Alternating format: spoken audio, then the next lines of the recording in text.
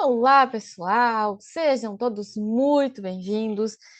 Mais uma aula aqui, mais um encontro nosso para falar um pouco de administrativo. E o nosso tema hoje é a intervenção do Estado na propriedade, caso na propriedade, mais especificamente na propriedade privada. Então, o nosso tema é um tema relevante. Ele costuma ser questão de concurso, costuma cair na prova da OAB. Então, é um conteúdo que é bastante relevante.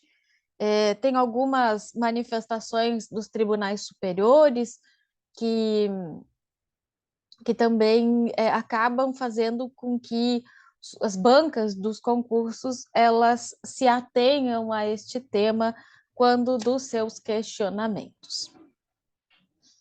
Antes de especificamente falar sobre a intervenção do Estado, a gente precisa entender um pouquinho, claro, ainda que superficialmente, o que significa propriedade, né? É, Nós temos na Constituição Federal, que é a nossa lei máxima, nós temos uma garantia ao direito de propriedade. Então, lá no artigo 5º, inciso 22, tem lá uma garantia ao direito de propriedade. Então, é garantido o direito à propriedade. E só que também no artigo 5º, só que no seu inciso 23, diz que as pessoas têm direito à propriedade, mas a propriedade deve atender à sua função social. Então, veja, o que é o direito à propriedade? Primeiro, que ele é uma garantia constitucional que vai assegurar ao seu detentor as prerrogativas de usar, fruir, dispor e reaver a coisa dominada. Então, quando a gente fala em direito à propriedade, nós estamos falando desse direito aqui, direito de usar, gozar, fruir e dispor de um determinado bem e de reavê-lo de quem quer que injustamente o esteja possuindo. Isso a gente tem uma previsão, inclusive, no Código Civil sobre isso. Então, a gente tem a propriedade, é quando você tem algo e você pode usar este bem, você pode gozar, aproveitar o que você tem, fruir, e você pode dispor, porque é seu. E se alguém pegar o seu bem, o direito de reavê-lo. Então, o direito à propriedade, ele envolve toda essa situação. Então, você tem um direito à propriedade quando você tem os direitos que estão previstos no Código Civil. E aí, esse é então, nosso conceito de propriedade. É claro que, dentro desse conceito de propriedade, lá no artigo 1231 do Código Civil, tem-se que a propriedade presume-se plena e exclusiva até prova em contrário. Então, o que nós temos? Nós temos um caráter exclusivo, ou seja, se você é o proprietário, existe aqui para você uma garantia de que ninguém possa retirar o seu bem de forma injusta. Então, o direito de propriedade ele pode ser exercido livremente pelo particular, sem a oposição de terceiros, e a sociedade deve respeitar a sua utilização. Então, pelo direito de propriedade, somente o proprietário ou alguém agindo em seu nome e com a sua autorização é que pode exercer de forma plena as faculdades inerentes ao domínio. E quando a gente fala também em propriedade, a gente fala num caráter absoluto. O que quer dizer? Que se você é o proprietário, você tem a possibilidade de utilização do bem da forma que você achar que é melhor, né? Então, o proprietário de um bem, ele tem ampla liberdade de utilização desse bem. Claro, desde que não cause prejuízos a terceiros ou viole direitos e garantias. Tá? Claro que esse direito de propriedade, o caráter absoluto, não retira o dever do proprietário cumprir a função social da propriedade, ou seja, de exercer a sua garantia, o seu direito, sem causar prejuízos a terceiros e garantir que o direito à propriedade ele cumpra suas finalidades econômicas e sociais que forem definidas em lei, tá?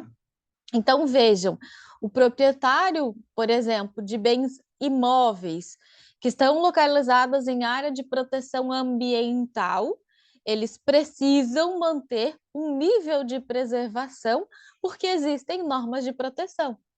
Então, de proteção ao meio ambiente. Então, sim, você tem o direito de propriedade, a propriedade é sua, mas por ter ali uma proteção legal envolvida, você deve respeitar essa proteção legal.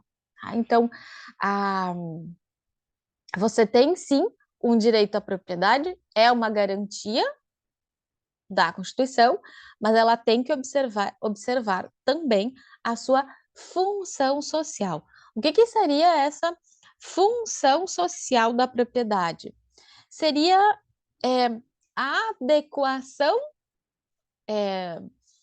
do direito à propriedade ao interesse da sociedade. Tá? Então, eu tenho o meu direito à propriedade, eu posso usar, gozar, dispor, enfim. Mas eu tenho que usar essa propriedade de acordo com os interesses da coletividade, de acordo com o que é melhor para a sociedade. Por exemplo, eu não posso utilizar a propriedade através da exploração de trabalho escravo. Isso não é permitido. Veja, ela não está cumprindo a função social, ela está sendo utilizada para um delito. Então, ela não está cumprindo sua função social. Ou ainda quando você quer construir uma cidade e aí vem uma legislação que impõe que você, tendo um terreno, você construa.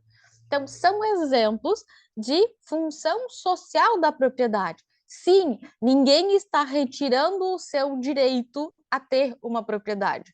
Só que essa propriedade tem que atingir também o interesse da coletividade. Ela tem que respeitar o que a coletividade decidiu que é melhor. Então, não posso usar a propriedade para para explorar trabalho escravo, por exemplo. Olha, sim, você tem essa propriedade, você não pode usar para isso.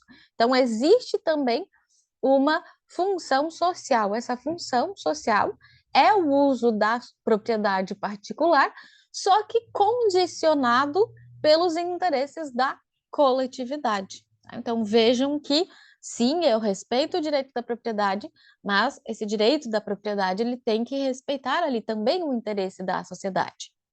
Essa função social da propriedade, além de disposto no artigo 5º, inciso 23, também tem a previsão lá no artigo 182, parágrafo 2º, e no 186 da Constituição Federal, na ideia de que quando você tem uma propriedade e você não está agindo da forma como deveria para o interesse da coletividade, o Estado, para propiciar um bem-estar social, ele pode intervir na propriedade privada. Professora, mas o meu imóvel cumpre função social. Que bom! Você utiliza para sua moradia, você usa para o seu trabalho, que ele cumpre a função social. O que a função social da propriedade vai impactar aqui na intervenção do Estado é no tipo de intervenção que o Estado vai fazer. Tá? Porque ele pode intervir de diversas formas. E aí, uma delas é se não está cumprindo função social. E aí, a intervenção é diferenciada, é um pouquinho mais rígida. Por quê? Porque você tem a propriedade, você tem um direito, você não está usando ele de forma adequada. Sim, existem discussões, doutrinas já de muito tempo, mas atualmente tais doutrinas e pensamentos voltaram com mais força, dizendo assim: ah, mas a propriedade é minha, eu faço dela o que eu quero. E, e sim, está previsto na Constituição isso, o seu direito de propriedade. Só que ela tem uma conotação no sentido de que nós decidimos viver em sociedade. Ah, mas eu não decidi viver em sociedade. Bom, você pode ir lá, né, para o meio do mato viver sozinho, você não vai, de regra, não vai conseguir. A gente tem alguns que fazem. A ideia é que hoje nós vivemos em sociedade. Para viver em sociedade, nós precisamos de certas regras. E nós precisamos que todos trabalhem de forma a observar essas regras e que as suas propriedades também cumpram essas regras e sejam submetidas a essas regras. Então, quando eu falo de função social da propriedade, não, a Constituição, ela não fala de retirar o direito de propriedade, ela fala em um uso adequado ao interesse da sociedade, já que nós precisamos viver dessa forma e precisamos que as nossas condutas estejam adequadas para, é, da melhor forma, vivermos em sociedade. Então, quando eu tenho uma intervenção do Estado na propriedade privada, a gente está falando, dentre os seus fundamentos, num exercício de função social da propriedade, e numa prevalência do interesse público. Então, vejam, quando eu falo de essa possibilidade de o Estado intervir na propriedade, nós voltamos, na verdade, lá para quando estudamos princípios do direito administrativo, que nós temos dois princípios que são, como o Celso chama, pedras de toque do direito administrativo. Lembram deles? Tínhamos dois: supremacia do interesse público e a indisponibilidade do interesse público. Quando a gente fala de um dos fundamentos da intervenção, é justamente, ela decorre justamente desse princípio da supremacia do interesse público sobre o interesse particular. Então, justamente em virtude dessa possibilidade de limitação de direitos individuais, em busca da satisfação de necessidades coletivas, é que o Estado ele pode restringir o uso da propriedade ou até mesmo retirar esta propriedade do particular. Claro, gente, não pode fazer nada de forma arbitrária. Tudo tem que ser realizado de forma justificada. Tem que estar devidamente justificada a conduta estatal. Não pode simplesmente chegar e retirar sua propriedade. Não.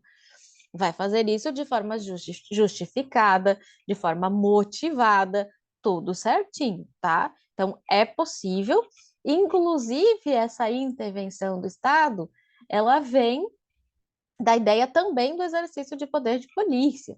O Estado ali para convivência pacífica dos indivíduos pode restringir direitos e garantias individuais. Então a gente tem ali toda essa observância. Além dessa situação de que todas as vezes que houver a necessidade de uma intervenção, o Estado deve justificar, deve motivar, deve dizer os motivos que levaram a tal ato, tem que respeitar os limites constitucionais. Então, estou agindo em prol do interesse público, mas eu não posso desrespeitar os direitos individuais, tá? E aí, gente, são diversas as formas que o Estado intervém. A gente pode pensar assim: ah, o Estado intervém para garantir um uso seguro do imóvel. Por isso que nós temos nos municípios os códigos de obras, código de fiscalização, dizendo assim: ah, se você vai construir uma casa, tem que ser de tal forma, tem que respeitar tal peso. Então, tem todo um cálculo de projeto, as regras, para que você possa usar a propriedade de forma segura.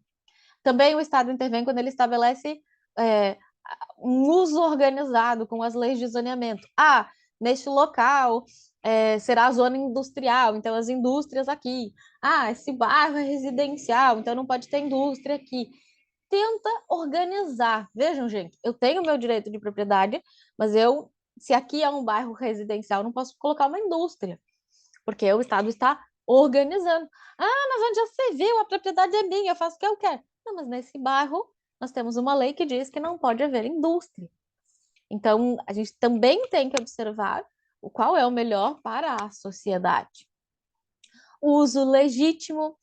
quando se fala do silêncio após determinado horário. Então, se disciplina justamente para essa convivência pacífica, para que se respeitem os direitos das pessoas. Nós temos o uso social, que às vezes tem que usar essa propriedade privada para atender o interesse público.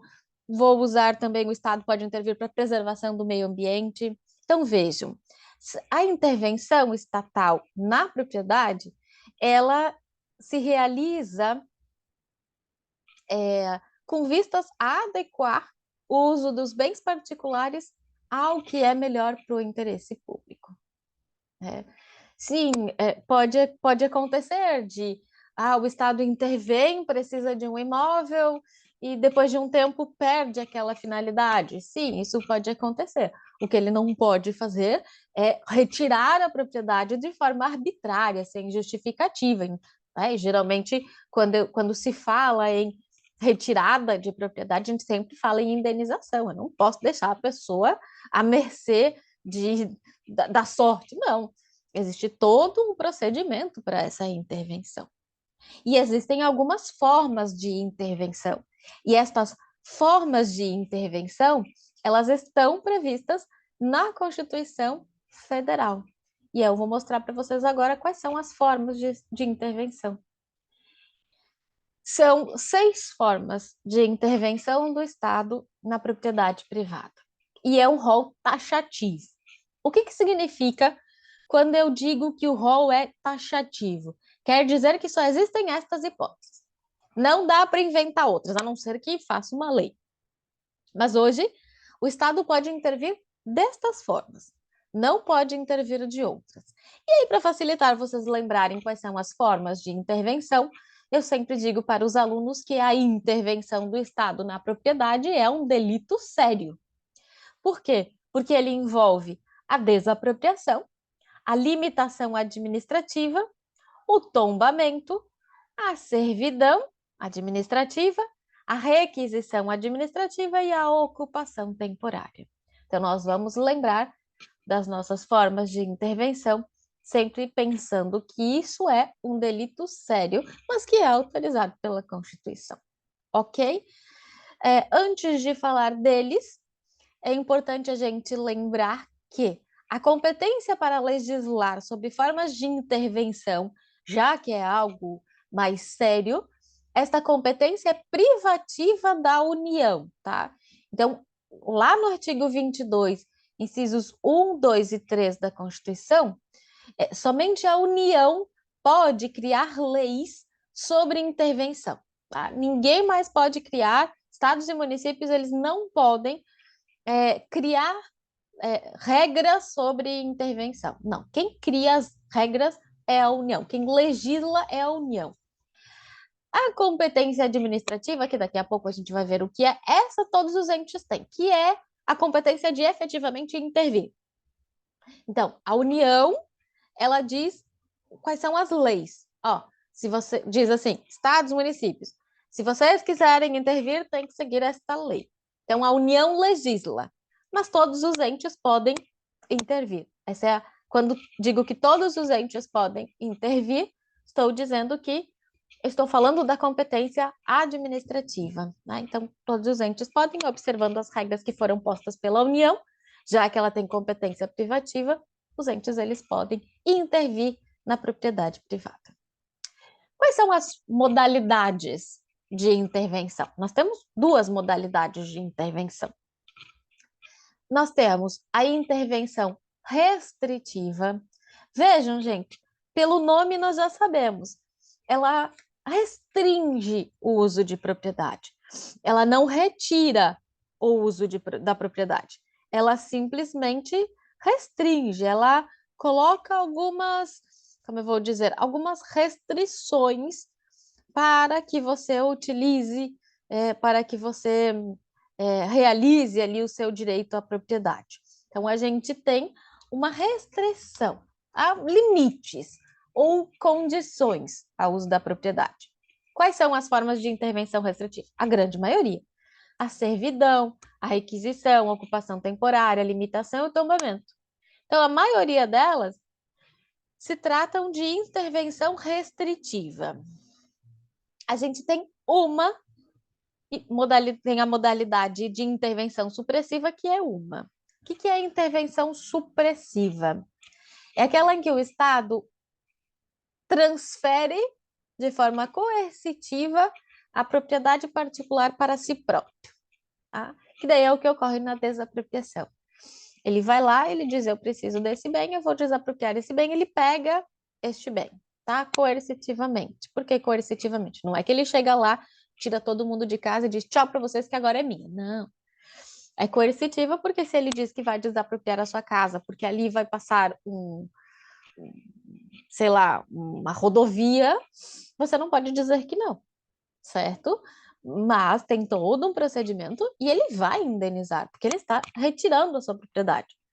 Mas como ela é um direito seu, ele não pode simplesmente retirar, ele tem que lhe pagar uma indenização pela sua propriedade, ele vai pagar pela sua propriedade. A questão é que, diferente de quando você vende a sua propriedade, você quer vender efetivamente. E aí você faz um contrato de compra e venda com outra pessoa que quer comprar. Quando eu desaproprio, o Estado chega e diz, eu vou pegar a sua propriedade. Não, você não negocia. Ah, mas eu não quero. O Estado não está negociando se você não quer saber se você quer ou se não quer. Eu vou desapropriar, eu vou pegar essa propriedade para mim, porque ali eu quero construir um hospital. Então, você vai receber, sim, o valor da sua propriedade, só que nem sempre você concorda. Às vezes você não queria. Você, nossa, minha família, meus ancestrais moraram aqui, eu não quero me desfazer. Não tem muita opção, tá?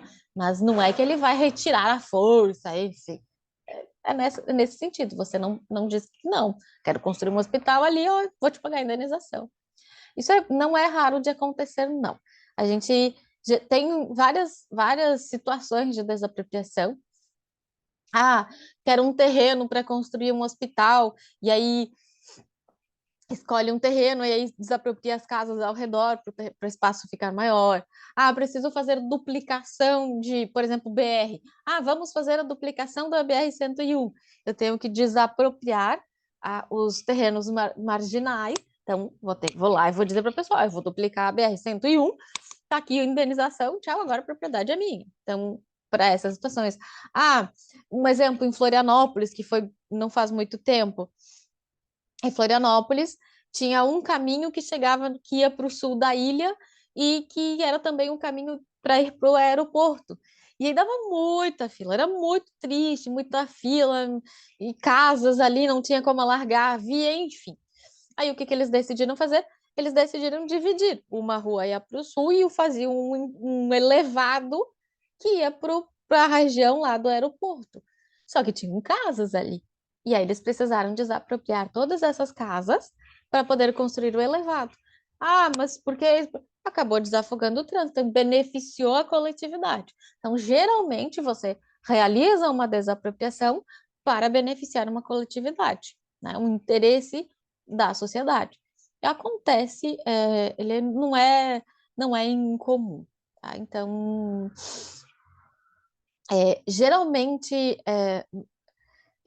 às vezes a gente vê em outros países que ah, estava fazendo uma rua, daí teve que desviar, enfim. Talvez eles não tenham a desapropriação. Aqui, com a questão da desapropriação, não tem. Não importa se o dono concorda ou não. Não importa. Se eu digo que eu vou te desapropriar, desde que eu pague, porque se eu não pagar, daí não pode. Desde que eu pague, não adianta você aceitar, não faz diferença nenhuma, tá, gente? Aqui no Brasil, a gente tem o Instituto da Desapropriação, só tem, claro, que justificar que eu tenho um interesse coletivo. Ah, vou construir um hospital aqui. Tenho aqui o projeto, eu vou construir um hospital. Ele vai chegar e vai te dizer: eu vou usar o seu terreno para construir um hospital. Aí você diz: eu não aceito. E aí ele te olha e diz: daí?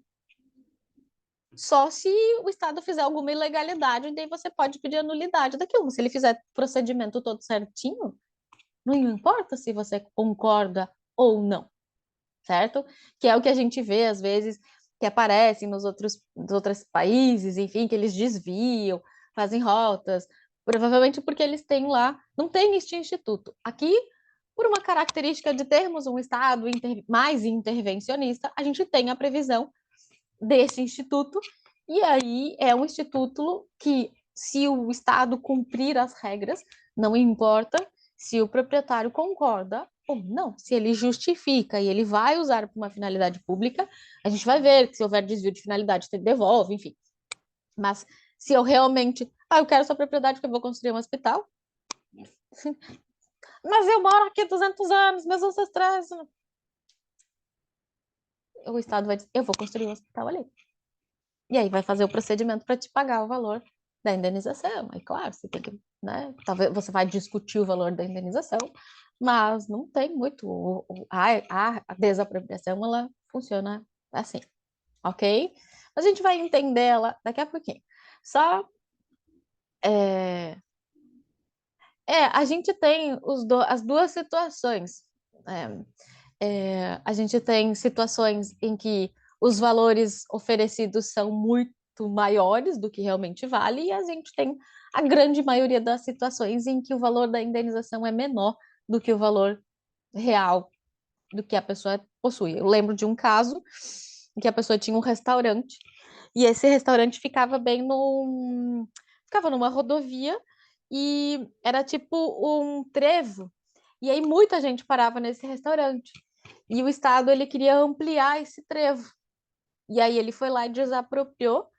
E, tipo, imaginem, eu tinha um restaurante num local extremamente movimentado, mesmo que eu receba a indenização, eu não vou conseguir atingir aquele valor. Então, geralmente, tem algumas perdas ali quando realiza. Mas a gente chega lá na desapropriação. Então, lembrem que temos a intervenção restritiva, que só restringe, ela limita, ela não retira a propriedade, e a gente tem a intervenção supressiva, que daí é aquela que sim, retira a propriedade de forma coercitiva, ok? Então lembrem que nós temos essas duas modalidades, duas modalidades, dois tipos de intervenção. E aí nós vamos falar, enfim, de cada uma dessas modalidades. Nós vamos começar falando sobre a intervenção restritiva. Então, quando eu só tenho uma limitação, um condicionamento, eu não tenho a retirada da propriedade, tá? Então, a gente vai começar falando da intervenção restritiva e depois a gente fala da intervenção supressiva, tá? E aqui é especificamente a desapropriação. Mas vamos falar antes das outras formas de intervenção e depois a gente chega na intervenção, especificamente na desapropriação. Então vamos lá. A primeira que nós vamos falar das nossas intervenções restritivas é a servidão administrativa. Vocês ainda não estudaram direito civil, mas no direito civil existe uma servidão também. O que é a servidão no direito civil? Lá no direito civil, deixa eu ver se eu consigo colocar aqui, desenhar minha canetinha para eu mostrar um desenho para vocês. Deixa eu ver a ponta qual que tá. Geralmente a servidão lá no direito civil, ela funciona assim. Vou pegar meu quadrinho aqui. Ok. É assim, eu tenho uma casa. Eu não sei desenhar, tá, gente? Tá. Digamos que esse daqui é o terreno. Esse aqui é o terreno. Aí tem uma casa que fica nos fundos. E aí constrói-se outra casa aqui, de outra pessoa. Essa pessoa compra esse terreno aqui. E aí constrói a casa aqui. Mas tem uma casa atrás. Só que aqui, vamos supor que não tem saída aqui em cima. E nem para os lados. A única saída para a rua é aqui. E aí, como que essa pessoa vai sair? Ela vai invadir esse terreno aqui para sair? Geralmente, quando tenho essas situações, que são prédios que se encontram nos fundos de terrenos, no direito civil, a gente tem o direito de servidão.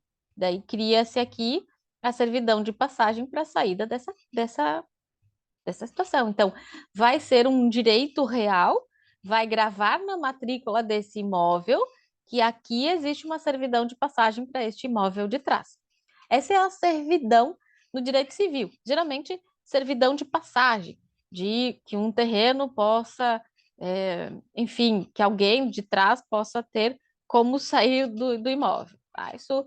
E daí é um direito real, porque é gravado na matrícula, porque se esse daqui vender, o novo proprietário sabe que ele não pode trancar isso daqui, que é um direito, é uma servidão. Então, no direito civil, a gente tem a servidão nesse sentido. No direito administrativo, gente, não é muito diferente, tá? Não é muito diferente. Sim, se aplica a qualquer situação. Ah, eu tenho o terreno lá. Opa, não sei desenhar direito. Tenho o terreno. Aí tenho a casa aqui. E aí eu tenho a outra aqui atrás, que é a minha garagem. Eu preciso de passar, preciso sair. Zona rural, enfim, na área urbana às vezes tem, que daí era do avô, daí dividiu em dois terrenos, aí o de trás precisa ter o direito de passagem. Aí se a pessoa daqui não quer, não concorda, entra na justiça e pede que o direito de servidão, tá? Então isso acontece. Essa é a do direito civil, beleza? A do direito administrativo, ela não é muito diferente, tá? A do direito administrativo também não é muito diferente, só que ela não é bem um direito de passagem. É um direito de que eu posso, de alguma forma, eu vou restringir o uso da sua propriedade. Por exemplo, tem um terreno aqui, aí tem as casas aqui em cima, e você tem a sua casa aqui e esse terreno aqui é seu. Eles têm saída por aqui, tem uma ruazinha aqui que vem. Tem uma ruazinha. E essa aqui é a rua principal, aqui na frente. Via de regra, digamos que a administração precise fazer com que a tubulação de água chegue aqui. Ah, como é que vou fazer para a tubulação chegar aqui? Ah, tem que dar toda essa volta, imagina chegar aqui. Então, não consegue. Era mais fácil se eu passar a tubulação aqui, direto na rua, e daqui ligo para as três casas. Então, isso daqui, ó, eu preciso passar a tubulação. É uma servidão administrativa. Sim, fica tapado, o proprietário pode usar todo esse terreno, só não pode escavar aqui, porque tem a tubulação. Então, isso é uma servidão administrativa. Uma que todos vocês conhecem. Vocês já viram que às vezes vocês estão passando, tem um campo lá, uma plantação de milho, né? Toda a plantação, e lá no meio tem uma antena de rádio, de TV, e aí tem os fios, que liga na outra antena, no outro terreno. Já viram isso daqui? Gente, isso aqui é servidão administrativa. Ju. É quando o Estado, ele restringe o uso dessa propriedade, porque daí aqui onde tem essa antena, ele não pode plantar aqui, ele perdeu uma parte do terreno dele. Mas eu preciso colocar essa rede porque vai beneficiar o interesse público, porque daí as pessoas vão ter energia, vão ter rede telefônica, vão ter internet, enfim. Então, é quando a administração pública ela intervém aqui numa propriedade, e é um direito real, porque vai ficar na matrícula do imóvel, justamente para que, se o dono vender, ele sabe que tem lá a tubulação, tem lá a rede elétrica, ele não pode mexer naquilo. Então, é um direito real, porque ele grava na matrícula, e quando eu restringo o uso em favor do interesse público. Imaginem, tenho lá o terreno, e aí lá tem a rede. Eu não posso plantar aqui, então está, de certa forma, restringindo o meu direito. Ah, o terreno é meu, eu queria plantar aqui, não dá. Ou do exemplo que eu dei, ele queria fazer uma horta ali, não dá, porque está passando tubulação, encanamento. Então, vejam, isso é uma servidão administrativa. Então, esse bem ele está suportando, como diz o Celso, uma utilidade pública, né? E aí o poder do proprietário ele fica, de certa forma, restrito. Vejam que é somente uma restrição, não altera a propriedade do bem, não está retirando o bem. O terreno lá, esse terreno, ele continua sendo do João lá, ele planta tudo aqui ao redor, sim, ele continua usando e continua sendo dele, mas nesse espaço aqui existe uma restrição, tá? Isso é servidão administrativa. Então, transfere, ele tem, restringe ali essa situação, é, restringe a uma restrição no direito de propriedade. Coloquei aqui, ó, passagem de fios de energia elétrica, instalação de torres de transmissão de energia. Antigamente usava muito daqui, placa com o nome da rua na fachada do bem.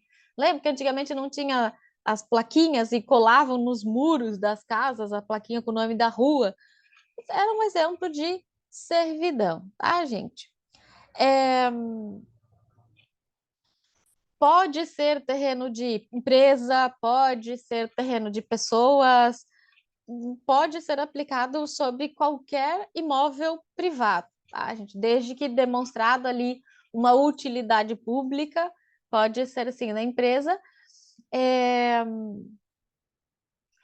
enfim, a gente tem a necessidade, então, de ali naquele terreno colocar uma utilidade pública. Ah, um poste no quintal para distribuir para os vizinhos, ah, o encanamento, enfim, qualquer situação que eu preciso, que o Estado ele precisa restringir a sua propriedade de forma permanente, eu tenho uma, eu tenho uma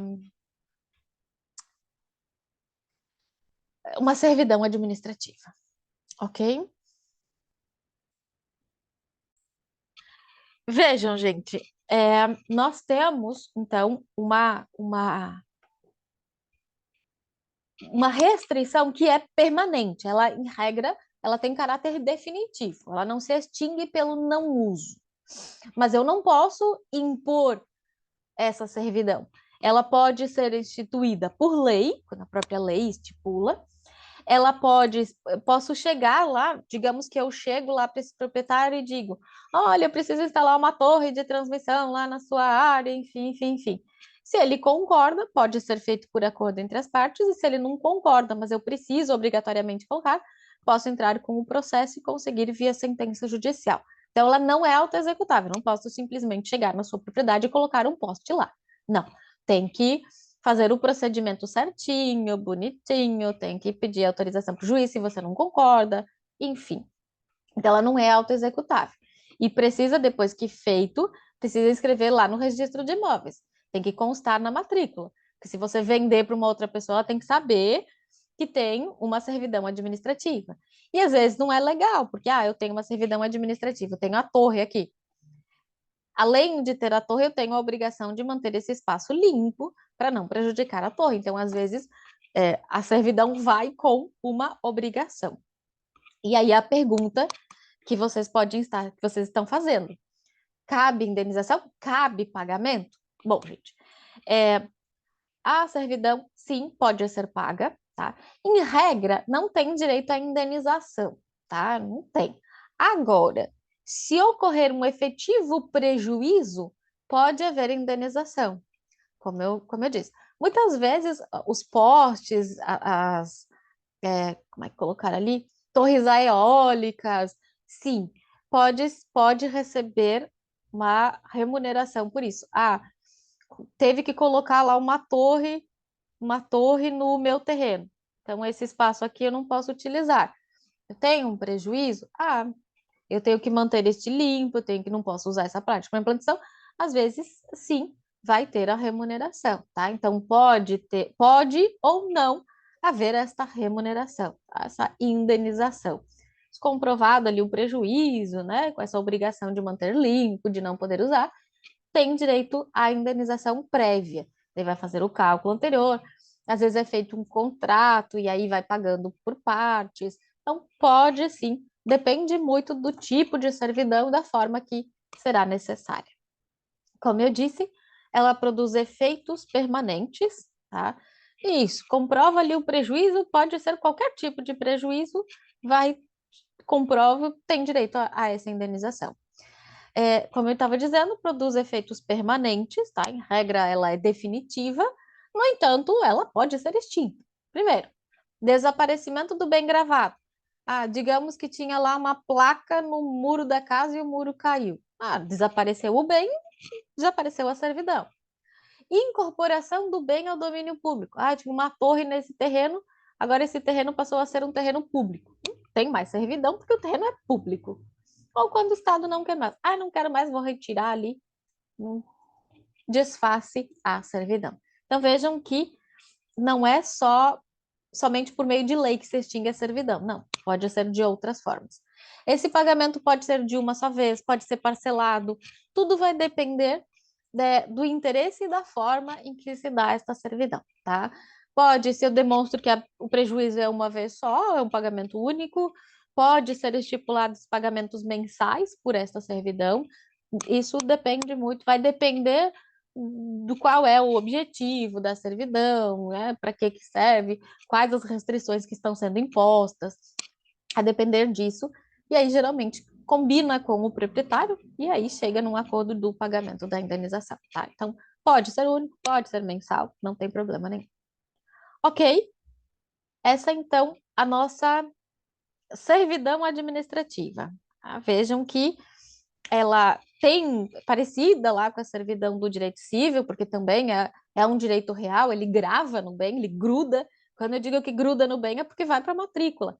Então, qualquer pessoa que quiser comprar o imóvel vai saber que existe uma servidão que não dá para tirar aquilo, a não ser que o Estado não queira mais. Então, ela não se confunde com aquela servidão. Aqui, a servidão administrativa ela tem natureza pública, a gente tem uma destinação pública, tá? Ela depende de autorização legislativa para que seja regularmente constituída, então pode ser proposta por lei. Se o particular sofrer algum prejuízo, medida restritiva, que sempre que houver um dano, o particular tem direito à indenização, tá? Então vejam que existe essa possibilidade. Uma questão que pode aparecer é possível servidão sobre bens públicos? Parte da doutrina, doutrina majoritária, então boa parte dos doutrinadores, eles entendem que é possível a incidência de servidão administrativa sobre bens públicos, desde que seja respeitada a hierarquia federativa. Então, por exemplo, o Estado poderia impor uma servidão administrativa sobre um bem do município, a União sobre o bem do Estado, enfim. Então, respeitada essa hierarquia, poderia haver servidão administrativa sobre é, bens públicos, tá? Então, dessa forma. Como eu disse, a servidão, ela pode decorrer de lei, tá? Daí não precisa ato administrativo para ser incluída.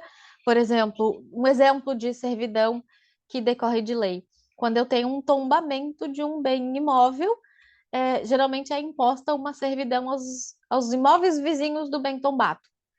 Eles ficam com algumas restrições, eles não podem construir e tapar a vista do bem tombado, então eles sofrem uma série de restrições. Tá? Então, é um tipo de servidão que vai decorrer da lei. Gabarito de prédios perto do aeroporto. Você tem o direito à propriedade, você não pode construir acima de um número de pavimentos, porque pode atrapalhar o aeroporto. Então, também é um tipo de servidão, enfim, que vem por meio de lei.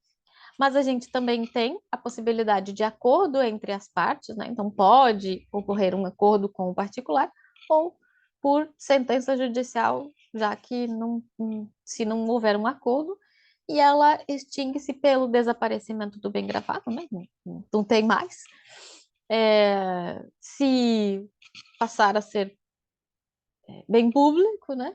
E quando o Estado não tem mais interesse público na manutenção da servidão. Todas estas regras, gente, eu não mencionei, mas todas estas regras sobre intervenção do Estado na propriedade privada, elas estão disciplinadas no Decreto-Lei 3365 de 1941, tá? Então, a gente vai encontrar essas regrinhas de intervenção nesse Decreto-Lei 3365 de 1941. Tá? Então, já fala lá como funciona, como que vai, como que vai ser realizada a servidão. No caso aqui, o artigo 40, ele vai dizer que tem uma fase declaratória, que o ente público, por meio de decreto ou de lei, informa que há um interesse público, e depois de efetuar lá o cálculo do valor, do valor da indenização, notifica lá o proprietário para que ele diga se concorda ou não com aquela situação. Tá? Se o proprietário concorda, a gente tem a instituição da servidão por acordo entre as partes. Não concorda, vai para o Poder Judiciário e aí a gente vai ter uma sentença dizendo se, geralmente, para instituir a servidão e definindo os valores de indenização, se for o caso. Ok, gente? Essa, então, a nossa servidão administrativa. Além da servidão administrativa, a gente vai ter... Vai passar? Vai. A gente vai ter a requisição administrativa. Vejam só que a servidão administrativa ela recai sobre bens imóveis, tá?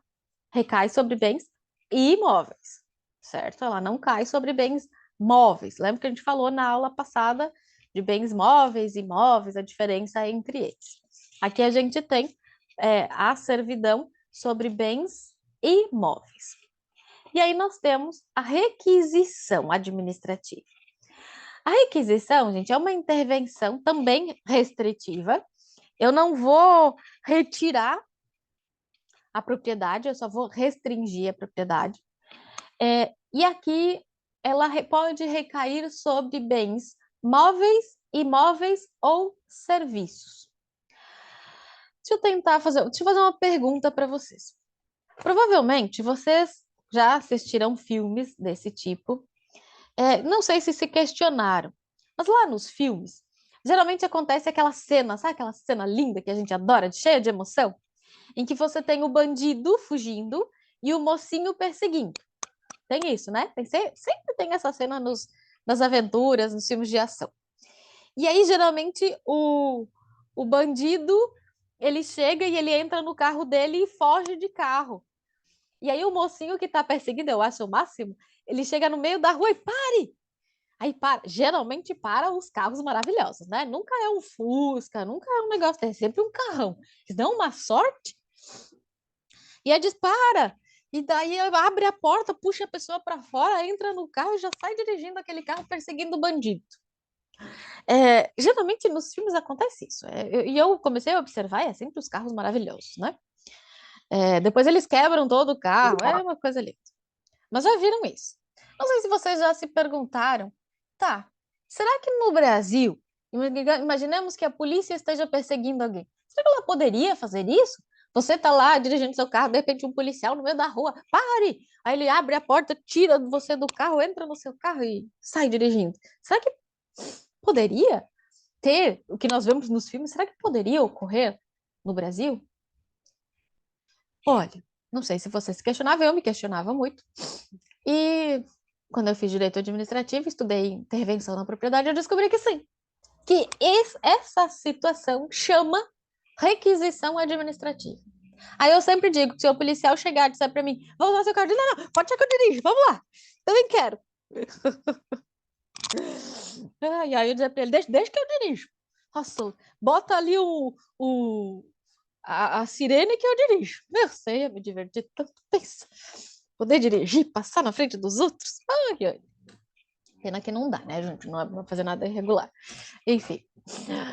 Mas pode. Isso chama requisição administrativa, tá, gente? É quando o Estado, com a autoexecutoriedade, não precisa dizer, pare, espera que eu tô esperando o juiz me dar uma autorização para pegar teu carro. Aí ele diz pro bandido, espera, bandido, espera sair a autorização do juiz. Não, não tem. Ela é autoexecutável, tá? Mas quando que pode fazer isso? Esse de Brumadinho e o Polvilhado é outro. Pode, dependendo da situação, poderia ser uma requisição, mas às vezes é outra situação, tá? Mas olha, para ficar caracterizado essa possibilidade de pegar esse bem, eu preciso de uma necessidade urgente e transitória diante de um iminente perigo público, tá? A gente tem uma situação que ela é urgente. Vejam, estão perseguindo o bandido, preciso perseguir ele. Ela é urgente e ela é transitória, porque eu persegui, peguei ou não, acabou. Não é permanente, não vai pegar meu bem para sempre. E para ser requisição, gente, isso aqui, gravem isso daqui, porque é isso que vem na pergunta. Iminente perigo público, que é o que diz o artigo 5º 25 da Constituição Federal. No caso de iminente perigo público, a autoridade competente poderá usar de propriedade particular, assegurada ao proprietário indenização ulterior se houver dano. Então, vejam, eu tenho alguns requisitos. Situações urgentes e transitórias diante de um iminente perigo público. Eu coloquei alguns exemplos: inundação, incêndio, sonegações de gêneros de primeira necessidade, escada para combate a incêndio, veículo para perseguir criminoso, barco para salvamento, terreno para socorrer vítimas de acidente. Então, se lá em Brumadinho, naquela época, tá todo mundo, preciso levar as pessoas para um lugar seguro, posso requisitar um bem privado para colocar essas pessoas, tá? Sempre que eu tenho uma, um iminente perigo público, tá? Eu vou usar o bem móvel, imóvel, serviço. Posso. Você é médico, estou requisitando seu serviço aqui, ajuda essa pessoa. Então, posso requisitar o serviço, posso requisitar um bem móvel, um carro, posso solicitar um imóvel, uma casa, assim. É, sim, tá, gente? Mas eu sempre tenho o iminente perigo público, ok? Essa é. Sonegação de gêneros de primeira necessidade seria: as pessoas estão. Houve uma enchente, não tem mais comida. Eu vou pegar alimentos, bebidas, enfim, distribuir para as pessoas. Tá? Então, isso é o sonegação de gêneros de primeira. Alimentos, né? Quando, como é que vou. Tem pessoas ali que estão passando fome numa situação de uma enchente. Aí eu preciso pegar e entregar para elas, claro, né? Então, essas são as situações que a Constituição prevê. Sempre iminente perigo público. Não precisa estar caracterizado o perigo, mas em vias de acontecer. É um procedimento unilateral e autoexecutório.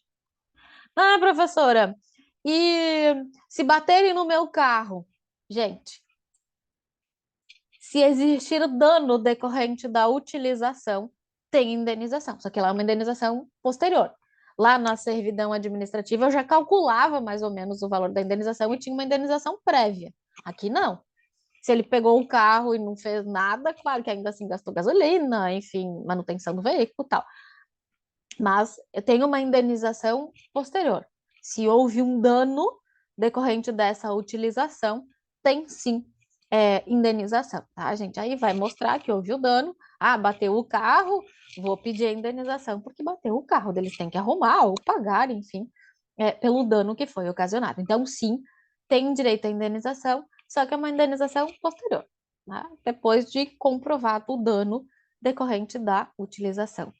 E essa requisição, gente, já que ela é diante de um iminente perigo público, ela tem natureza transitória. Ela vai durar somente enquanto estiver presente o perigo público. Acabou a situação de perigo público, não tem mais que continuar, tá? Então é, tem que haver esta situação, certo? Em relação aos gêneros de primeira necessidade, enfim, aos bens consumíveis, existe uma parte da doutrina que diz que, na verdade, não seria uma requisição administrativa, porque seria uma desapropriação, já que não tem como devolver aqueles bens. Mas, é, então, não seria bem uma requisição. Mas, se aí a doutrina diz que se é fungível, posso substituir por outro de mesma qualidade, ele pode ser requisitado. Se é um bem infungível que não tem troca, aí seria o caso de desapropriação. É isso que a doutrina ela vem estabelecendo, certo? Então, é isso que vocês têm que lembrar, a doutrina traz dessa forma. Uma questão aqui que é bem importante, que às vezes cai em prova,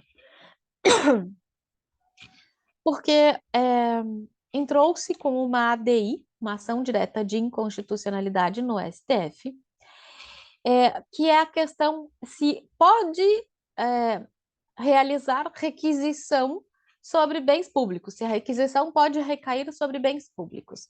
E aí, nesta ADI 3454, o STF disse que não, que constitui ofensa ao princípio federativo a requisição administrativa de bens ou serviços por uma unidade federativa a outra.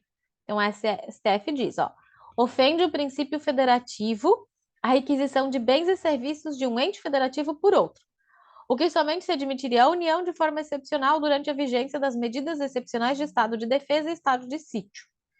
A requisição administrativa é instrumento de intervenção do Estado na propriedade privada, que independe de aquiescência do particular e atuação prévia do judiciário, cujo pressuposto único é o atendimento de uma situação de perigo público iminente. Então, para o STF, não cabe requisição de bens e serviços públicos de outros entes federativos, ok? Então, lembrem disso em relação à requisição administrativa.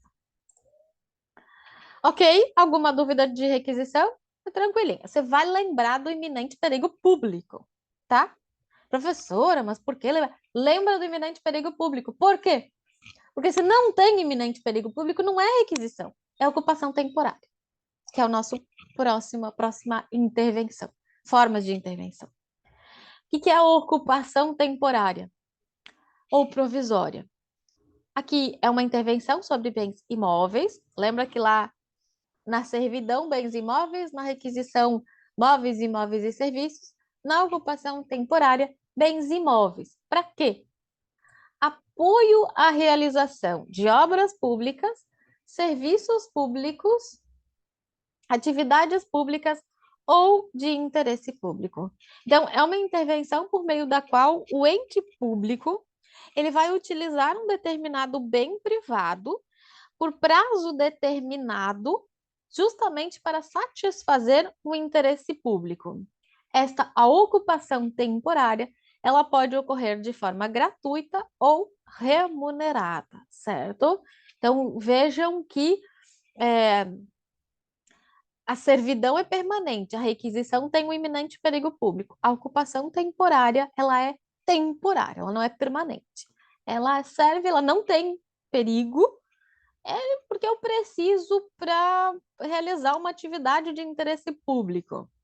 Também a previsão está lá no artigo 36 do Decreto-Lei 3365 de 41, que diz que o Estado poderá temporariamente utilizar bens privados vizinhos a obras públicas como meio de apoio. Então, vejam, exemplo, ocupação de terreno à margem de uma rodovia que vai ser asfaltada para possibilitar a instalação do canteiro de obras. Ocupação de uma escola ou clube para servir de posto de apoio a campanhas de vacinação. Se vocês pensarem, onde vocês votam? Vocês votam em local público ou privado? Eu voto numa escola privada, só que a votação, né, é pública. Então, o que acontece no dia da eleição, lá onde eu voto? Ocorre uma ocupação temporária. Temporariamente, o Estado ocupa aquela escola como local de apoio para a realização da votação. Então, é um exemplo de ocupação temporária quando você vai lá na sua escola, na escola privada, votar. Certo? Vejam, então, que ela é temporária, ela é para servir de apoio, enfim, a uma atividade que tem interesse público, certo? Ela é discricionária, autoexecutável, ele combina lá, às vezes bota as máquinas lá, remunerada ou gratuita, tá, gente? Então pode combinar remuneração ou não. Tem direito à indenização? Bom, aí aqui a gente depende, tá? Depende da modalidade de ocupação. Se for uma ocupação, por exemplo, dessa que eu dei o exemplo para vocês, de servir para o dia da votação, se for nesse sentido, ela não tem indenização, a rigor, exceto se houver prejuízo. Imaginem que tem lá numa escola e está ocorrendo a votação, E aí um candidato encontra alguém, o candidato da oposição, e os dois se desentendem e começa uma confusão, e eles acabam quebrando as vidraças lá da escola. Houve um prejuízo, neste caso tem indenização, tá? Então, se for só a ocupação, ela só será indenizável se houver prejuízo. Agora, se eu quero desapropriar aquele bem e eu ocupo aquele bem para ver as condições dele para depois desapropriar, aí tem a indenização prévia, tem o dever de indenizar, independente de prejuízo, certo? Então tem que cuidar sempre essa situação. É diferente da requisição, porque a requisição ela envolve iminente perigo público e ela pode recair sobre bem móvel, imóvel e serviços. Já para a ocupação temporária, basta o interesse público, tá? Qualquer situação de necessidade. E ela só recai sobre bem imóvel. Ok? Olha que bonitinho. Artigo 36 que eu mencionei para vocês. É permitida a ocupação temporária, que será indenizada, afinal, por ação própria de terrenos não edificados, vizinhos às obras e necessários à sua realização. Então, a ocupação temporária, se simplesmente ocupa e não tem prejuízo, não tem indenização. Se ocupa e tem prejuízo, tem indenização. Se vai ocupar para, enfim, uma desapropriação, aí tem indenização, tá? Então a gente tem que sempre lembrar dessas possibilidades.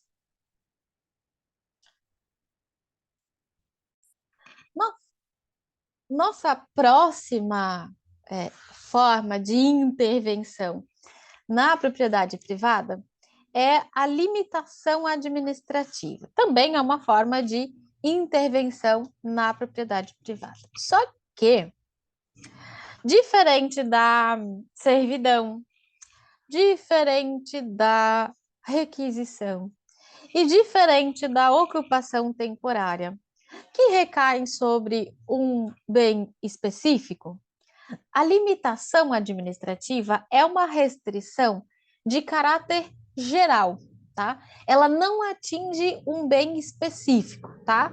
Mas todos os proprietários que estiverem naquela situação descrita pela norma. Então, a limitação administrativa são determinações gerais, tá? Pelos quais o poder público ele impõe a proprietários indeterminados algumas obrigações que podem ser positivas, negativas ou permissivas para condicionar a propriedade a atingir um fim social. Vejam que a limitação administrativa, ela decorre especificamente aqui do poder de polícia.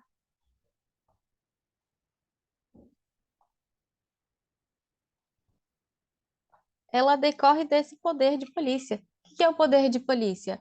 É quando eu posso condicionar, Estado, posso condicionar, posso limitar, posso restringir direitos e garantias individuais em prol do interesse público. Esse é o poder de polícia. Quando eu falo em uma limitação administrativa, de certa forma, essa limitação administrativa, ela decorre do exercício de poder de polícia do Estado, com a limitação do uso de bens privados para que eles possam se adequar às necessidades públicas. Tá? É uma forma aí, então, também de garantia constitucional da função social da propriedade. Eu digo que, eu vou dar um exemplo, tá? Vou dar um exemplo. Você mora na praia e você comprou um terreno à beira-mar. A propriedade é sua, o terreno é seu. E aí você quer construir um prédio. E aí você vai lá na legislação daquele município, no plano diretor, na lei de zoneamento, no código de obras, e você descobre que ali onde você comprou o seu terreno, porque ele é à beira-mar, você só pode construir 4 andares. Aí você diz, mas professor, o terreno é meu, eu quero construir 8. Não, não pode. Existe ali uma limitação administrativa. Vejam, gente, ela é geral. Porque quando foi feito a lei, o plano diretor, ou a lei de zoneamento, enfim, eu não sabia que você seria o proprietário daquele terreno. Eu não sei quem são os proprietários atingidos por aquela limitação. Mas, se eles se enquadrarem naquela situação, existe aí uma limitação, uma restrição à propriedade.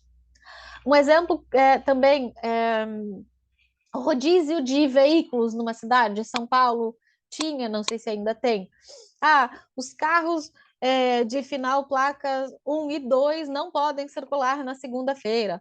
Os carros de final 13 e 4 não podem circular na terça. Então, vejam, é uma limitação administrativa. Eu não sei quem são os proprietários dos veículos com placas finais 1 e 2. Eu não sei quem são os proprietários dos carros com placas de final 3 e 4. Mas estes proprietários sofreram uma restrição na sua propriedade.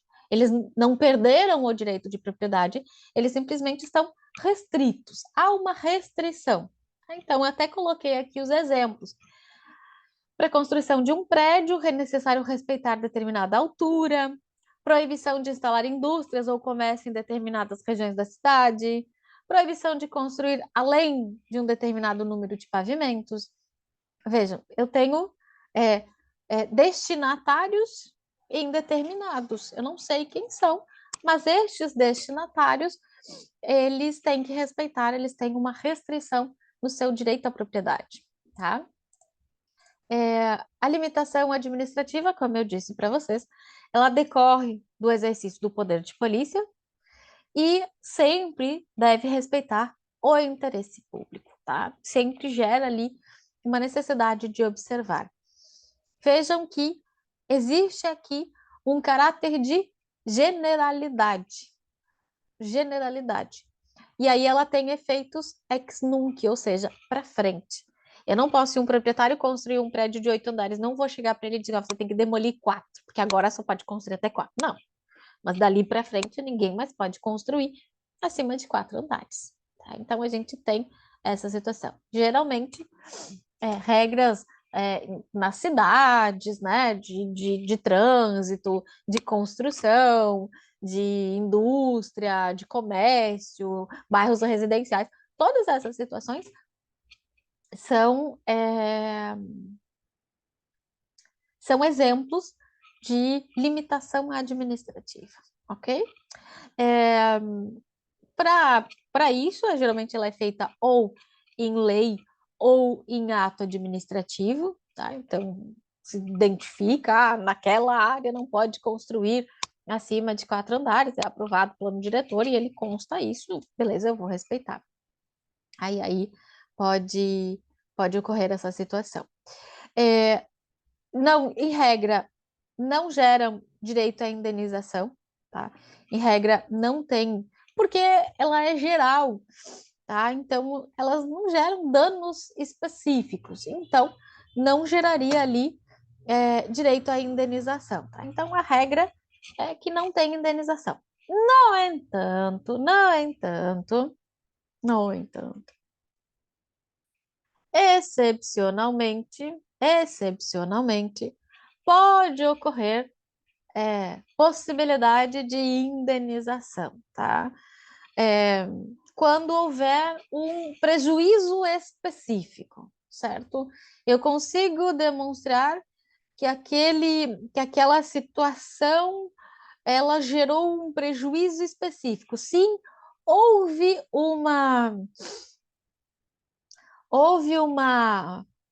um benefício para a coletividade, mas eu especificamente fui prejudicado por conta daquela limitação administrativa. Então, digamos, quando houver um prejuízo específico, eu posso ter direito à indenização, tá? Então, mas são em situações muito específicas, muito, enfim, muito direcionadas. Eu sozinho não posso arcar com o prejuízo que foi ocasionado, com o benefício para a coletividade. Então, demonstrado o prejuízo específico, enfim, situação específica, é possível gerar ali um direito à indenização. A regra é que não tem, porque é geral. Mas se demonstrar que especificamente eu acabei acabei sofrendo um prejuízo, é possível. E aí, a limitação ela pode ocorrer sobre bens móveis, imóveis ou serviços, tá? Então, há uma limitação para o exercício de um serviço, o uso de um imóvel, e aí os tipos de limitações que a gente tem aqui. Nós temos as limitações positivas, quando você é obrigado a praticar uma conduta, por exemplo, tem que construir um muro. Ou negativas, não pode fazer, tem que respeitar o recuo mínimo, você não pode construir aqui porque fica muito em cima da rua, tem que ter um recuo mínimo da rua de tanto. E permissivas, quando você permite fazer alguma coisa, por exemplo, uma vistoria no bem. Né? Então, essas limitações, elas vêm ali, são gerais, têm proprietários indeterminados, e aí, geralmente elas são desse tipo e, em regra, não geram indenização. Ok, gente? Tudo certo com a nossa limitação administrativa? Trouxe para vocês aqui um quadro comparativo entre requisição, servidão, ocupação temporária e limitação administrativa. Então, tem ali, depois vocês dão uma olhadinha. E aí, nós vamos para a nossa última hipótese de intervenção restritiva, em que não há retirada da propriedade.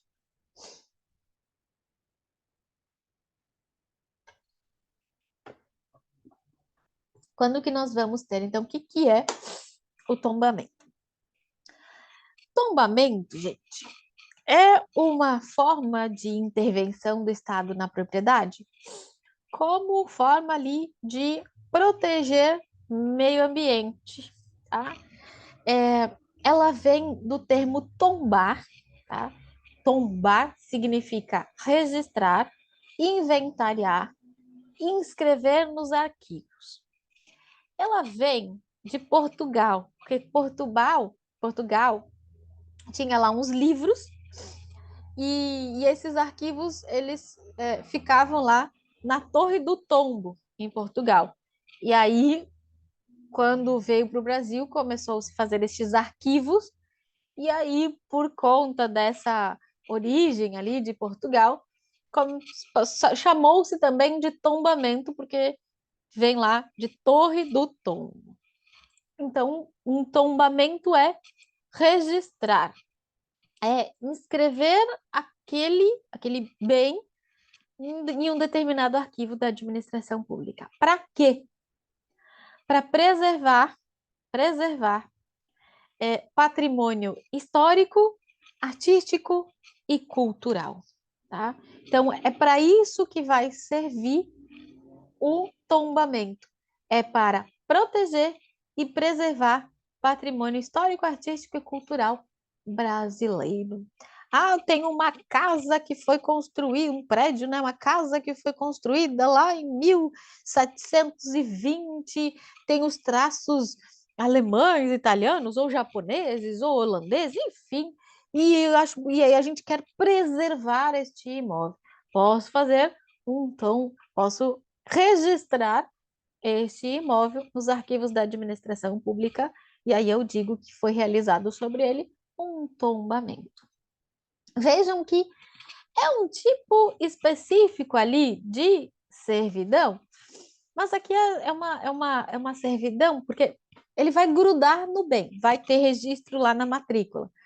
Mas aqui é para preservar, tá? É preservação histórica, cultural, arqueológica, artística, turística, paisagística.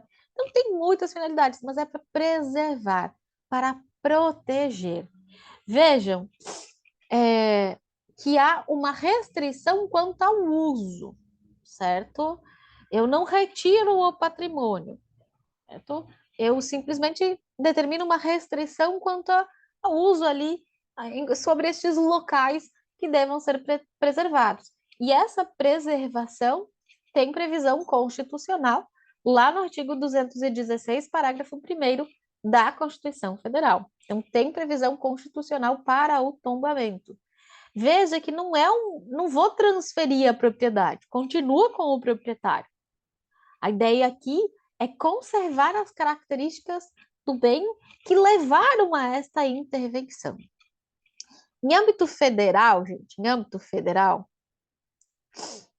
a lei do tombamento é o Decreto-Lei 25 de 1937, que traz ali definição de patrimônio histórico e artístico nacional como aquele conjunto de bens móveis e imóveis é,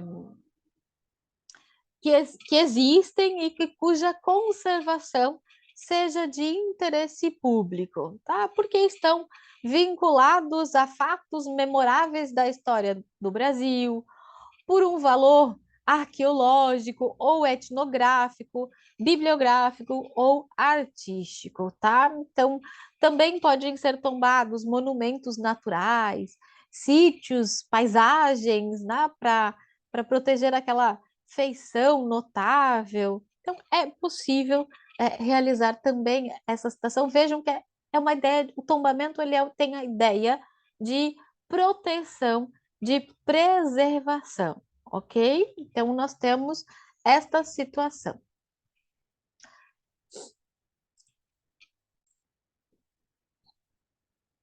Vejam que o tombamento, ele é formalizado por meio de ato administrativo.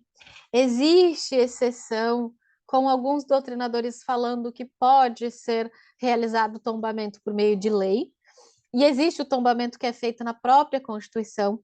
O artigo 216, parágrafo 5º da Constituição Federal, fala do tombamento dos quilombolas, né? Então, já é um bem tombado pela própria Constituição. Existem doutrinadores que defendem a possibilidade de tombamento por meio de lei, tá? A regra é que seja realizado por meio de ato administrativo, tá? Então, existe ali a regrinha dessa situação. Quanto à competência, gente, para legislar sobre tombamento, ela é concorrente, a União edita normas gerais, estados e o Distrito Federal podem editar normas específicas, tá? Então a gente tem ali essa possibilidade. E o tombamento, ele tem que ter o registro do tombamento lá no órgão competente. Tem que registrar. Por exemplo, se eu vou tombar um bem imóvel, tem que ir lá no cartório de registro de imóveis e anotar na matrícula do imóvel, fazer uma averbação de que há o tombamento do imóvel, porque a pessoa pode vender.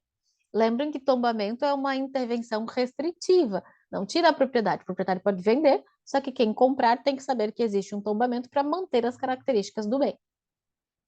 Ok? Aí, volta. Passei muito. Bem, quanto às modalidades de tombamento, a gente tem, quanto ao procedimento, eles podem ser de duas formas. A gente tem o tombamento voluntário, que é quando o proprietário do bem vai lá e solicita o tombamento, ou quando ele concorda com o tombamento, ele diz, eu concordo, pode tombar, não tem problema nenhum. Ou esses tombamentos, por exemplo, de músicas, de manifestações artísticas, que há uma concordância, né? Ele é o tombamento voluntário. E eu tenho o tombamento compulsório. O compulsório é quando o proprietário se recusar a anuir a inscrição da coisa. Então, quando o órgão competente ele promove o tombamento contra a vontade do proprietário.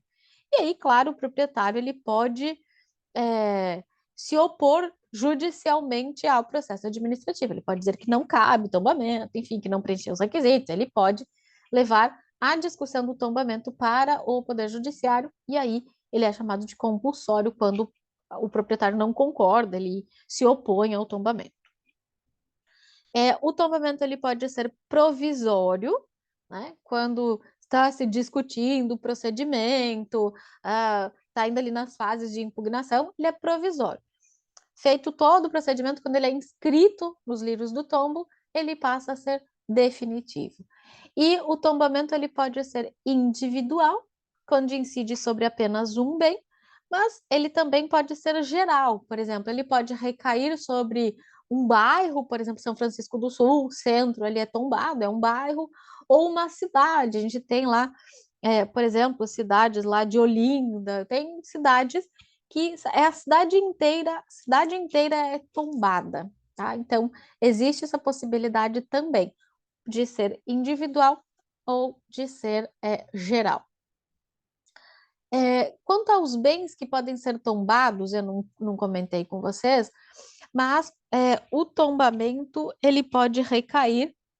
o tombamento, ele pode recair sobre bens móveis ou imóveis, tá? Não é só sobre bens imóveis, é que geralmente a gente pensa, bens imóveis. Pode recair sobre bens móveis ou imóveis, desde que tenham ali características, né, histórica, artística ou cultural. Também o tombamento pode recair sobre bens incorpóreos, incorpóreos, tá? Que são aqueles que eu não consigo tocar, por exemplo, uma manifestação artística, né? Uma música. Aí, é, bens imateriais, no caso, eu posso. Bens móveis, um quadro do Leonardo da Vinci, por exemplo, né, quadro, uma escultura de um né, escultor famoso, pode ser tombado, tá? Então, este pode ser tanto os bens móveis, imóveis, quanto bens incorpóreos, né, bens imateriais, também podem ser objeto de tombamento. Tá? Tem qualquer deles, sempre que foi feito o tombamento, tem que fazer o registro nos órgãos de proteção ao patrimônio. Sim, pode fazer, por exemplo, tem lá um bonde antigo, posso fazer proteção. É, se eu tenho uma estátua, né, fixa, pode ser um bem imóvel, porque ela é fixa, eu não posso levar.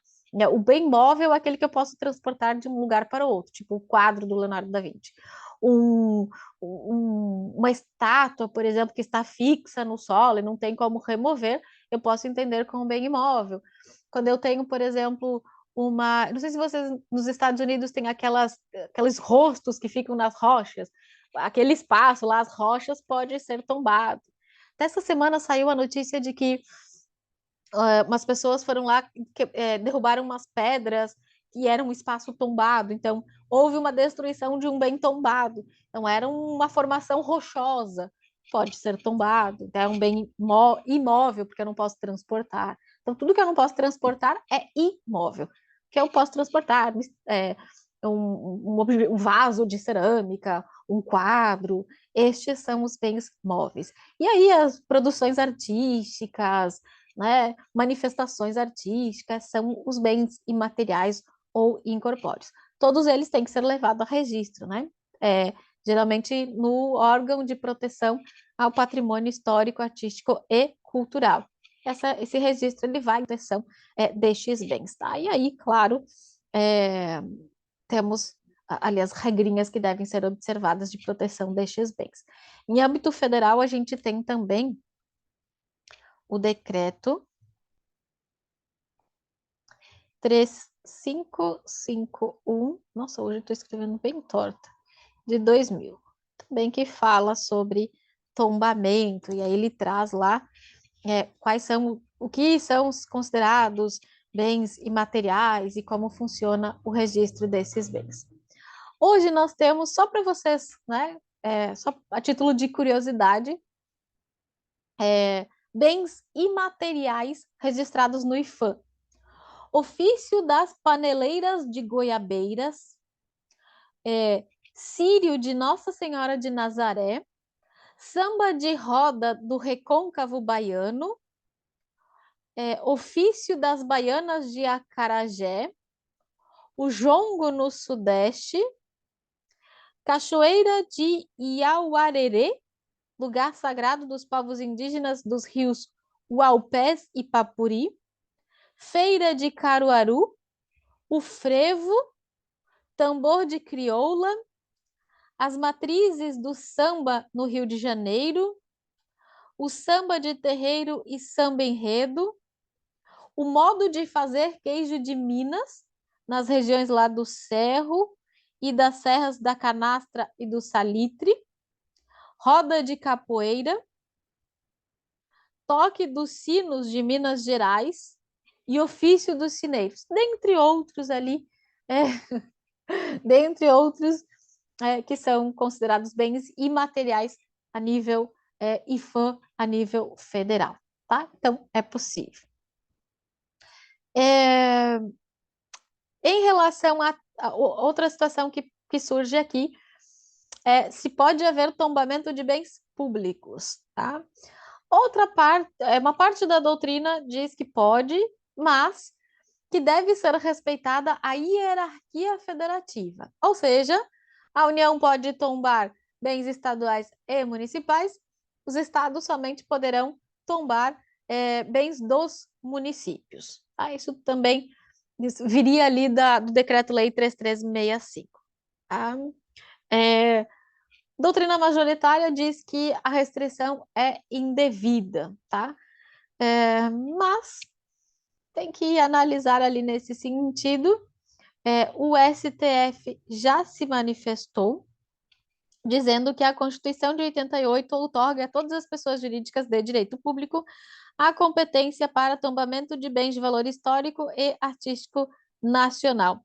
E ele diz que o município deve proteger documentos, obras e bens de valor histórico, enfim. E como o tombamento não implica em transferência da propriedade, não tem limitação.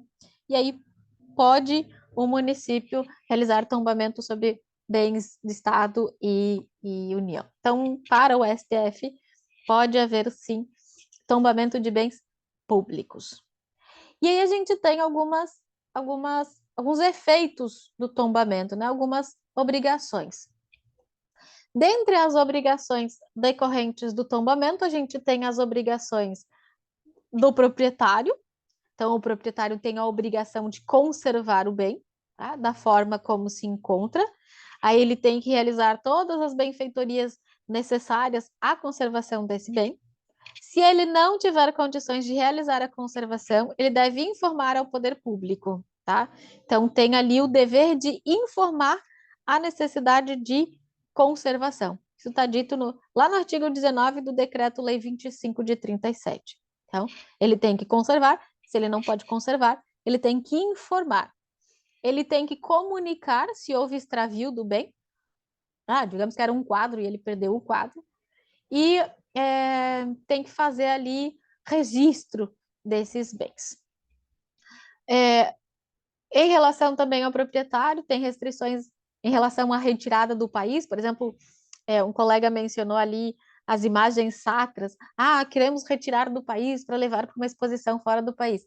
Tem todo ali um processinho para retirada do país, né? Geralmente tem que registrar, né, a finalidade de intercâmbio cultural, e aí tem que consultar lá o conselho específico, bonitinho. E o proprietário não pode também destruir, modificar, destruir, mutilar ou demolir o bem tombado. Todas as reformas, elas devem ser realizadas, dependem de autorização do Estado, né? Sob pena de multa no valor de 50% do dano causado. Então, sempre pedir. E, claro, dentre as obrigações, aceitar também a fiscalização do poder público. Nós temos as obrigações dos vizinhos também. Os vizinhos ficam proibidos de realizar obras, né, que retire a visibilidade do bem tombado. Então, não pode prejudicar ali o bem tombado, ok? Então, tem essa situação. Em relação à indenização, gente, como regra, se entende que o dever de preservação do bem, de conservar suas características, não gera ali, de regra, prejuízo ao proprietário. Então, em regra, não cabe indenização, tá? Em regra, não cabe. Salvo em determinadas hipóteses, tá? Excepcionalmente, pode o tombamento ensejar esvaziamento do valor econômico do bem. E aí, o proprietário não pode suportar sozinho o dano. Então, nestes casos, a indenização ela vai ser cabível, tá? Então, tem que demonstrar que houve ali despesas extraordinárias para a conservação do bem, interdição do uso de bem tombado, não posso mais usar o bem, eu tenho um prejuízo, não posso mais utilizar ele de forma normal. Então, a gente tem ali o direito à indenização, certo? Então, esse é possível, mas de forma excepcional. E como que se extingue o tombamento? Bom, via de regra, o tombamento é ato discricionário, tá? É a administração que vai decidir se aquele bem possui ou não valor histórico, artístico ou cultural. Agora, se depois de ter feito o tombamento, o Estado ele diz, não tem mais interesse público na conservação do bem, né? Aí o ente estatal pode determinar a extinção do tombamento. Então, ele, por razões de conveniência e oportunidade, ele revoga. Caso o tombamento tenha sido realizado com vício de legalidade, não seguiu o procedimento adequado, pode ser anulado, né? Pode, então, haver o destombamento de ofício, próprio ente público, porque não tem mais interesse, vai lá e destomba. É possível o cancelamento do tombamento, né? Enfim, não tem mais por que manter. A requerimento da parte, né? O proprietário vai lá, requer destombamento, ele não tem mais intenção, não tem mais por que proteger o bem, enfim. Ou pelo desaparecimento do bem, né? Pegou fogo, não tem mais o bem, o que vai proteger? Então, é possível sim o destombamento. E aí, como é que é o procedimento de tombamento? Como que deve ser feito o procedimento? O que a administração deve observar? Primeiro, o tombamento ele tem que ser observar um processo administrativo, um procedimento administrativo, sempre respeitando-se contraditório e ampla defesa do proprietário, a não ser nos casos que é voluntário, né? Que o proprietário concorda. Agora, se o proprietário não concorda, como é que vai ser o procedimento administrativo? Primeiro, e aí a gente está falando em âmbito federal, porque o IFAM é federal. Aí municípios e estados têm o seu órgão específico. Aí vai haver o quê? A gente quer tombar bem público, um bem. Vai haver uma notificação do IFAM. Esses artigos eles se referem ao Decreto-Lei 25 de 1937. Então vai notificar o patrimônio, né? Primeiro eles vão fazer uma análise interna, ver se realmente tem que ser tombado. Não. Aí decidir, não, tem interesse no tombamento. Aí eles notificam o proprietário. O proprietário desta notificação, ele tem 15 dias para apresentar impugnação. Se o proprietário não apresentar impugnação no prazo de 15 dias, então presume-se que ele concorda, vai ser determinada a inscrição no livro do tombo. Tá? Então não vai ter problema nenhum. O diretor lá do Serviço do Patrimônio Histórico, Artístico e Nacional manda por simples despacho que se proceda à inscrição no livro do tombo. Agora, se houver impugnação dentro do prazo, dá-se vista ao órgão que requereu o tombamento, né, também no prazo de 15 dias, para que ele diga, não, ele justifique ainda, sustente a necessidade de realizar o tombamento. Em seguida, o processo ele é remetido ao Conselho Consultivo do IFAM, e aí ele vai proferir a decisão dentro do prazo de 60 dias a contar do seu recebimento. E aí, se ele decidir que precisa tombar, vai determinar a inscrição no livro do tombo, ou se ele entende, não tem interesse, ele vai determinar o arquivamento do processo administrativo e a não realização do tombamento, tá? Então, esse é o processo aqui de tombamento. Não apresenta impugnação, já vai para a inscrição lá no livro do tombo. Apresentou a impugnação, ele tem 15 dias, né? Ele apresenta a impugnação, dizendo que não tem razão para proteção, não tem, vai dizer tudo. Vai para o órgão lá que requereu o tombamento para dizer, não, precisa por isso, por isso, por isso. Vai para o Conselho Consultivo, que em 60 dias ele emite decisão. A decisão foi favorável ao IFAM, determina a inscrição no livro do tombo. Se foi favorável ao proprietário, ele determina o seu arquivamento. E esse, então, o processinho ali do tombamento. Alguma dúvida em relação à intervenção restritiva?